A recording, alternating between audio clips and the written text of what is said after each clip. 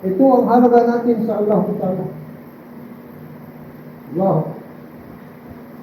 Ang taong walang pananampalataya, walang iman sa kanyang puso, nawala itong halaga sa Allah Ta'ala. Nabihan ng Rasulullah sallallahu alaihi wasallam kung sino man ang tao na magkaroon na singlaki lang ng atom, alikabok, na iman sa kanyang puso, na ito ay kanyang maiharap sa Allah subhanahu wa ta'ala sa kabilang buhay, na ito ay papalitan ng Allah subhanahu wa ta'ala ng isang paraiso,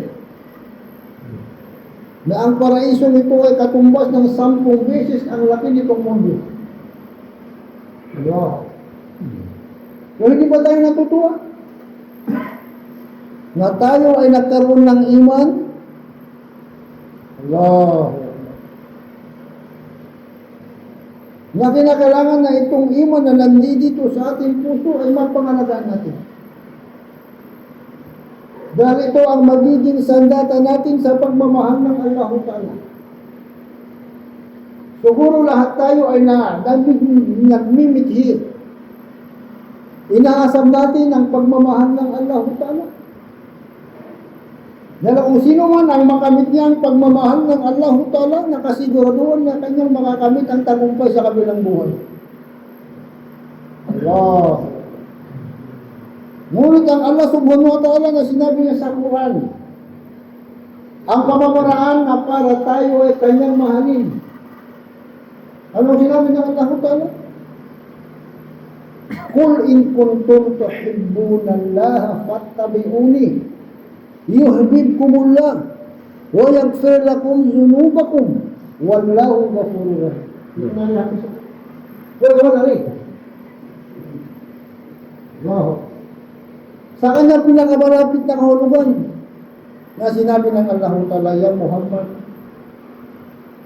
na kung totoong mahal nila ang Allah subhanahu wa ta'ala, nasundin ka nila. Allah Akbar. Ang kondisyon ng pagmamahal ng Allah subhanahu wa ta'ala sa atin ay sundan natin ang Rasulullah sallallahu alaihi wasallam.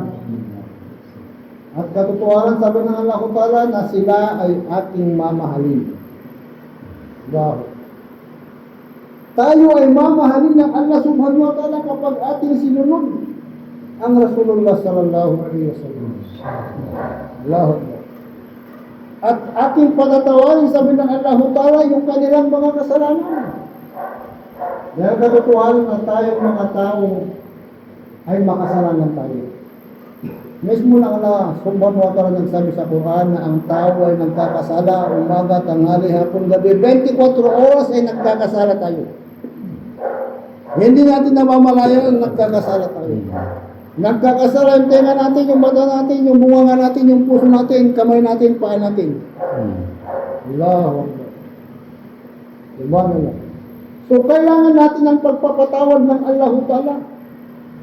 Patatawarin tayo ng Allah Subhanahu wa ta'ala kapag tayo ay minahal ng Allah Subhanahu wa ta'ala. Mamahalin tayo ng Allah Subhanahu wa ta'ala kapag sinunod natin ang ating Nabi, ang Rasulullah sallallahu alaihi wasallam. Dahil katotohanan sabi ng Allah Ta'ala na ang Allah Subhanahu wa ta'ala ay mapagpatawad at mawalan. Wow. Subhanallah. So walang ibang pamamaraan para tayo ay mahalin ng Allah subhanahu wa ta'ala, maliban lamang sa sundan natin kung ano ang ginawa ng Rasulullah sallallahu alaihi wasallam. Ano bang susundan natin sa Nabi? Allahu Akbar. Ano ba ang susundin natin sa Rasulullah sallallahu alaihi wasallam? Ang Allah subhanahu wa ta'ala ay nagsabi na naman sa kanyang Quran, ito ang pamamaraan, masundin niyo ang Rasulullah. Qul hadihi sabili ad'u ila Allah ala bashiratin ana wa man ittaba'ani. Allahu Akbar. Ito na hapiso. Uy, wala rin. Allah. Subhanallah. Sa kanyang pinakamalapit na kahulugan, sabi ng Allah Ta'ala, ya Muhammad, nandito yung daan, sabili. Ano ba yung daan na sabili? Ay sabi ng Allah Ta'ala, ad'u ila Allah. Yung pagpapalaganap sa kadakilaan ng Allah Ta'ala na ito ang daan. Allahu Akbar. Sasabihin mo sa mga tao yung kadakilaan ng Allah Ta'ala. Ana, wa man ittaba'ani. Qul hadhihi sabili ad'u ila Allah. Ala basiratin auto. Sa maliwanag na makakausap mo yung inyong binibigyan ng dakwat sa buong mundo. Sama, mapayag akarina. Pupuntahan mo yung kapatid mo, face to face, sabi ng ating elders. Bibisitahin mo sa kanyang bahay, door to door. Pupuntahan mo sa kanyang tindahan.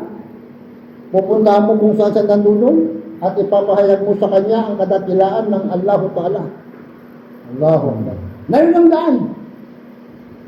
Para sa pagpunta mo sa Allah Subhanahu wa Ta'ala, sa trabaho ng Rasulullah Sallallahu Alaihi Wasallam. Masabi ng Allah Ta'ala, anak, wa malit ka mo, trabaho mo at trabaho ng susunod sa iyo. Kung tinatanggap natin na tayo ay umat ng Rasulullah Sallallahu Alaihi Wasallam, nasundan natin yung trabaho ng Nabi. Ang trabaho ng Nabi yung pagpalaganap sa kadakilaan ng Allah Ta'ala. Na ito ang trabaho natin. Allah. At pamamaraan para tayo ay kalugdan ng Allah Ta'ala. Dahil ito ang trabaho natin. Sinabi na dyan sa Quran na ang umat ng Rasulullah Sallallahu Alaihi Wasallam ay ito ang kanyang trabaho. Ang Allah Subhanahu wa Ta'ala ay binigyan ka ng napakagandang titulo. Titulo na hindi niya binigay sa mga naunang mga tao. Titulo na espesyal lamang para sa iyo bilang umat ng Rasulullah Sallallahu Alaihi Wasallam. Ano ang sinabi ng Allah Ta'ala sa Quran? Qul in kuntum Ano ito kasi na? Nalimutan ko yun. Nakita yung mukha mo eh. Ha? Ano sabi ng Allah Ta'ala? Kuntum khayra ummatin ukhrijat linnas tahmuruna bil ma'ruf wa tanhauna 'anil munkar wa tu'minuna billah. Allahu Akbar. Sobra-sobra ang pagtaas tayo ng Allah Ta'ala kahit na napakalaki mong tabuhi. Napakalaki mong tigugas. Ngunit tinipuro ng Allah Ta'ala yung iyong titulo. Ginawa ka ng khayra ummah, espesyal na ummah. Allahu Akbar. Sipin na natin yun. Kung gaano kalaking titulo ang binigay sa atin ng Allah Subhanahu wa Ta'ala, pero tayo ay binabaliwala natin ito. Allahu Akbar. Subhanallah. Mismo lang Allah Subhanahu wa Ta'ala nagbigay sa iyo ng napakagandang titulo, pero ito na, ayaw ko, kayo na lang. Allahu Akbar. Ano ba ang kondisyon para ikaw ay maging khayra ummah? Ang Allah Subhanahu wa Ta'ala sinabi nito. Allahu Akbar. Subhanallah. Ano ayat na sinabi niya?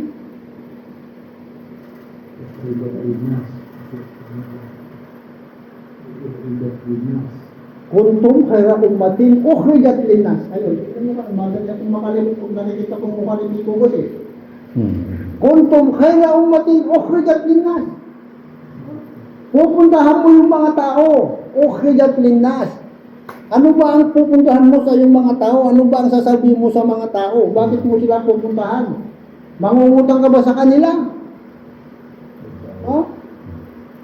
Nandun yung qualification. Sabi ng Allah Ta'ala, tahmuruna bil ma'ruf. Ano ba ibig sabihin ng mga elders natin ang tahmuruna bil ma'ruf? Mag-utos ka ng mabuti. Ano ba sabi ng mga elders natin ang mabuti? Ang pinakamabuti, puntahan mo yung kapatid mo, hindi siya nagsisimba, utusan mo sa kanya, ipayuhan mo siya, paalalahan mo siya na itayo niya yung kanyang sambayan na yun ang pinakamailam. Yun ang pinakamabuti. Sa pamamaraan ng pagdadakwat mo sa kanya, una lahat, yung ipapakilala mo sa kanya ang kadakilaan ng Allah Ta'ala, bago mo iutos sa kanya na ayusin niya yung kanyang sambayan bilang isang Muslim. Allahu Akbar. Watanhaw na anil munkar. Yung pagpigil mo sa kanya, pagpigil mo sa kanya sa paggawa niya ng masama. Ano ba sabi ng mga elders natin? Ang masamang gawain ng mga tao. Ang pinakamalaking masamang gawain ng mga tao na nakakalimutan natin ay yung hindi natin pagsunod sa mga kautusan ng Allah Ta'ala.